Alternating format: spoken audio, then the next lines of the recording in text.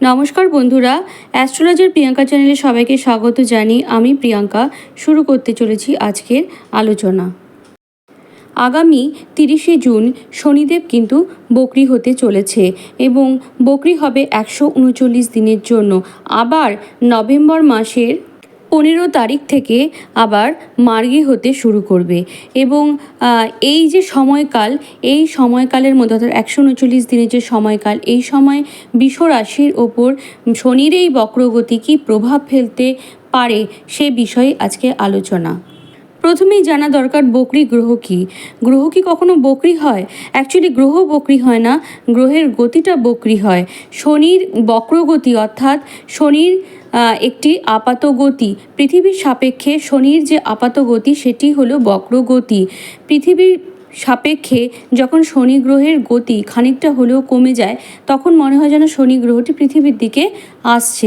তো জ্যোতিষশাস্ত্রে এই বকরি গ্রহের বিভিন্ন রকমের ফলদানের কথা বলা হয়েছে। কখনো কখনো বলা হয়েছে যে বকরি গ্রহের ফলদান ক্ষমতা কমে যায়, বা কখনো কখনো বলা হয়েছে বকরি গ্রহ শুভ, কখনো কখনো বলা হয়েছে বকরি গ্রহ অশুভ। আসলে ভাব সাপেক্ষে বা নক্ষত্র সাপেক্ষে এক একটি গ্রহের ফলদান করার ক্ষমতা এক এক রকমের হয় এবং অশুভ ফলদান করার ক্ষমতা যখন কিছুটা কমে তখন তাকে শুভ হিসেবে ধরা হয়।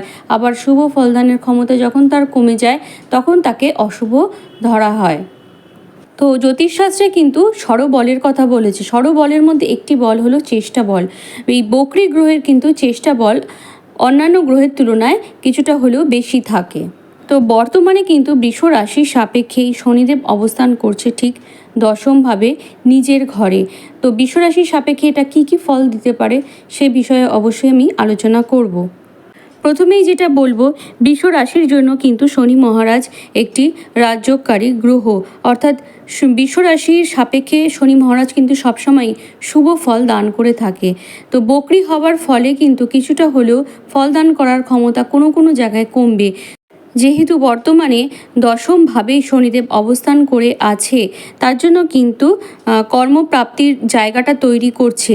যেহেতু শনিকে চাকর গ্রহ বলা হয়, চাকরির কারক গ্রহ হিসেবে শনিকেই কিন্তু আমরা ধরে থাকি। দশমভাবে অবস্থান করার ফলে কিন্তু বৃষরাশি বা বৃষলগ্নের জাতক জাতিকাদের চাকরি প্রাপ্তির জায়গাটা কিন্তু বেশ ভালো করছিল শনিদেব, কিন্তু বকরি হয়ে যাওয়ার পর এটা কিন্তু বলা যাচ্ছে যে চাকরির যে স্পেস অর্থাৎ চাকরি পাওয়ার যে সুযোগ খানিকটা হলেও কমেছে। তবে যেহেতু বকরি গ্রহের চেষ্টা বল বেশি, তার জন্য কিন্তু দেখা যাবে যে চাকরি খোঁজার জন্য অনেক বেশি চেষ্টা করবে বৃষ রাশি এবং বৃষ লগ্নের জাতক জাতিকারা। আবার শনিকে কিন্তু জ্যোতিষশাস্ত্রে দুঃখ কষ্টের কারক হিসেবে বর্ণিত করা হয়, পরিশ্রমের কারক হিসেবে বর্ণিত করা হয়। যেহেতু বৃষরাশির সাপেক্ষে দশমভাবে এখন শনিদেব অবস্থান করে আছে তার জন্য কিন্তু বৃষরাশি ও বৃষলগ্নের জাতক জাতিকাদের পরিশ্রম করার যে জায়গাটা ভীষণভাবে বর্ধিত হয়েছে। তবে যখনই শনি বকরি হবে তখন যারা অলরেডি বৃষরাশির জাতক জাতিকারা চাকরি করছেন, চাকরি ক্ষেত্রে কিন্তু প্রেশার অনেকটাই কমবে। তাদের পরিশ্রম করার যে মানসিকতা সেটিও কিন্তু কিছুটা হলেও কমে যাবে। শনিদেব বকরি হবেন শতভিষা নক্ষত্রে। শতভিষা অর্থাৎ রাহুর নক্ষত্র। রাহুও কিন্তু বর্তমানে একাদশভাবে অবস্থান করেছে। এবার একাদশভাবে কোনো পাপগ্রহ যখন অবস্থান করে সে কিন্তু তুলনায় ভালো রেজাল্টই দিয়ে থাকে। অর্থাৎ এটি কিন্তু বলা যাচ্ছে যে সমস্ত বৃষরাশি বা বৃষলগ্নে জাতক জাতিকাদের বার্থ চার্টে রাহু উপচয় স্থানে অবস্থান করে আছে তাদের কিন্তু চাকরি প্রাপ্তির জায়গাটা কিন্তু বাড়বে। তবে যাদের ক্ষেত্রে কিন্তু উপচয় স্থানে নেই বা অর্থ ত্রিকোণে নেই তাদের ক্ষেত্রে কিন্তু চাকরির সুযোগটা কমে যাওয়ার একটা সম্ভাবনা তৈরি করবে।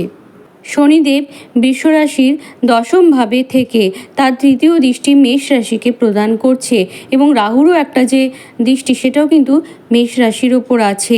এই দুটি গ্রহের দৃষ্টির ফলে দ্বাদশ ভাব অর্থাৎ বৃষরাশির দ্বাদশ ভাবে কিন্তু একটা কম্বাইন্ড দৃষ্টি গিয়ে কাজ করছে। এই জন্য কিন্তু বলা যায় দশমপতি গ্রহ অথবা নবমপতি গ্রহের দৃষ্টি যখন দ্বাদশভাবে পড়ছে এবং তার সাথে রাহুরও একটা অ্যাক্টিভিটি কানেক্ট হয়েছে, তার জন্য কিন্তু এটি বলা যায় যে সমস্ত বৃষরাশি জাতক জাতিকারা বিদেশে যেতে ইচ্ছুক তাদের কিন্তু এই সময় মনোবাঞ্ছা পূর্ণ হবে। তবে সেই ইচ্ছেটা হয়তো পড়াশোনার ক্ষেত্রেও হতে পারে, আবার চাকরি বাকরি ক্ষেত্রেও কিন্তু হতে পারে। তবে যেহেতু বিশ্বরাশির দ্বাদশভাবে শনি এবং রাহুর একটা কম্বাইন্ড দৃষ্টি কাজ করছে, যে সমস্ত জাতক জাতিকাদের বার্থ চার্টে শনির অবস্থানটি ভালো নেই তারা কিন্তু এই সময় দুঃস্বপ্ন দেখতে পারেন। ইনসমনিয়া রোগে কিন্তু ভোগার একটা সম্ভাবনা সেটিও কিন্তু তৈরি হচ্ছে। এবং যে সমস্ত বিশ্বরাশির জাতক জাতিকাদের বার্থ চার্টে শনিদেবের পজিশন ভালো নেই তাদের ক্ষেত্রে কিন্তু হাড় সংক্রান্ত সমস্যা কিন্তু হতে পারে। হাড়ের কোনো অপারেশন এটা হওয়ারও একটা সম্ভাবনা, হাড় ক্ষয়প্রাপ্ত হওয়ার একটা সম্ভাবনা, এগুলোও কিন্তু তৈরি করছেন শনিদেব। শনি যেহেতু বিশ্বরাশি বা বিশ্বলগ্নের জাতক জাতিকাদের জন্য নবমপতি এবং তার দৃষ্টি দ্বাদশভাবে গিয়ে পড়ছে, তার সাথে যে রাহুর একটা কানেকশান তৈরি হয়েছে, এই জন্য কিন্তু বিদেশ থেকে পড়াশোনার ব্যাপারে কিন্তু একটা সুযোগ সেটা কিন্তু বিশ্বরাশি বা বিশ্বলগ্নের জাতক জাতিকাদের ক্ষেত্রে আসতে পারে। বিশেষ করে উচ্চশিক্ষার ক্ষেত্রে সেটি কিন্তু আসার একটা সম্ভাবনা রয়েছে। বা ফরেন রিলেটেড কোনো ম্যাটারে আপনারা কিন্তু এই সময় ভাগ্যশালী হয়ে উঠতে পারেন। ফরেন রিলেটেড কোনো কাজ বা কোনো বিজনেস যদি আপনারা করে থাকেন এবং বার্থ চার্টে রাহু এবং শনির পজিশন যদি ভালো হয়ে থাকে, সেক্ষেত্রে কিন্তু এই সময় বিদেশ থেকে বেশ কিছু কাজের অফার বা বিদেশ থেকে বেশ কিছু টাকা পয়সা আর্ন করার সম্ভাবনা সেটি কিন্তু আপনাদের জন্য তৈরি করছে শনি এবং রাহুর এই কানেকশান। শনিদেবের দৃষ্টি যেহেতু বর্তমানে চতুর্থভাবে অর্থাৎ দশমে থেকে চতুর্থভাবে পড়বে এবং তার সাথে যেহেতু রাহুর একটা কানেকশান তৈরি হচ্ছে, রাহুর নক্ষত্রে অবস্থান করছে, সেই রাহুর দৃষ্টি দ্বাদশভাবেও পড়ছে, এই জন্য কিন্তু এই সময় দেখা যাবে যে বৃষরাশি বা বৃষলগ্নের জাতক জাতিকাদের কিন্তু গৃহ পরিবর্তন হওয়ার একটা সম্ভাবনা সেটিও কিন্তু তৈরি হতে পারে বা গৃহপ্রাপ্তিরও একটা যোগ এই সময় কিন্তু থাকবে যদি বার্থ চার্টে শনিদেবের পজিশন শুভ থাকে।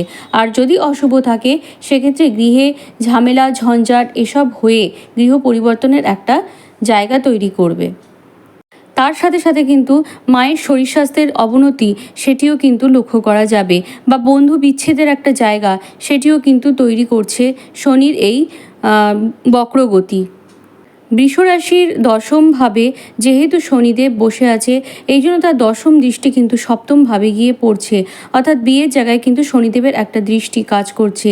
তো অলরেডি কিন্তু বৃহস্পতি ঢুকে গেছে বৃষরাশিতে এবং শনি বকরি হওয়ার ফলে এটা কিন্তু দেখা যাবে যে এতদিনে বিবাহের ক্ষেত্রে অর্থাৎ বৃষরাশির বিবাহের ক্ষেত্রে যে বাধা বিপত্তিগুলো আসছিল সেগুলো কিন্তু এবার সরে যেতে শুরু করবে এবং বৃহস্পতির যে দৃষ্টি সেটি কিন্তু অ্যাক্টিভ হবে, অর্থাৎ এই টাইমের মধ্যে কিন্তু আপনাদের বিয়ের কথা পাকা হয়ে যেতে পারে অথবা বিয়ের একটা যোগ কিন্তু তৈরি হবে। সপ্তম ভাব থেকে যে শুধুমাত্র আমরা বিয়ের জায়গাটা বিচার করি সেটি নয়, সপ্তম ভাব থেকে কিন্তু আমরা ব্যবসার জায়গাটাকেও বিচার করে থাকি। যেহেতু শনিদেবের দৃষ্টি সপ্তমভাবে আসবে, শনিদেব একাধারে কিন্তু নবমপতিও, এই জন্য স্বাভাবিকভাবে এটা বলা যায় যে বিজনেসের ক্ষেত্রটা কিন্তু ভালোই থাকবে। তার সাথে সাথে বিশেষ কিছু বিজনেস যেমন ব্রোকিং সেক্টর সংক্রান্ত বিজনেস, দালালি সংক্রান্ত যে বিজনেস, এগুলোর ক্ষেত্রেও কিন্তু উন্নতি হওয়ার ব্যাপকভাবে উন্নতি হওয়ার একটা সম্ভাবনা তৈরি হচ্ছে এবং একাদশভাবে রাহু থাকার জন্য তার সাথে শনির একটা কানেকশান তৈরি হওয়ার জন্য যে সমস্ত জাতক জাতিকার বার্থ চার্টে রাহুর পজিশন ভালো আছে তাদের কিন্তু হিউজ অর্থ আয়ের একটা জায়গা সেটিও কিন্তু পাশাপাশিভাবে তৈরি হবে। তবে এই আয় হয়তো সরাসরি পরিশ্রমের পথে আসবে না, এই আয় হয়তো ফাটকা জুয়া বা দালালি এ সমস্ত জায়গা থেকে আসার একটা সম্ভাবনা সেটি কিন্তু তৈরি হচ্ছে। তো শনির এই বক্রগতি বিশ্ব রাশিতে মোটামুটি কেমন প্রভাব পড়তে পারে সেই বিষয়ে আজকে আলোচনা করলাম। তো পরের দিন আসব মিথুন রাশিকে নিয়ে। মিথুন রাশির ওপর শনির এই বক্রগতি কী প্রভাব দিতে পারে, সেটি ভালো প্রভাব না খারাপ প্রভাব ফেলবে সে বিষয়ে অবশ্যই আমি বিস্তারিত আলোচনা করব। তো আজকের মতো ভিডিওটা এ পর্যন্তই। আপনারা ভালো থাকুন, সুস্থ থাকুন, নমস্কার।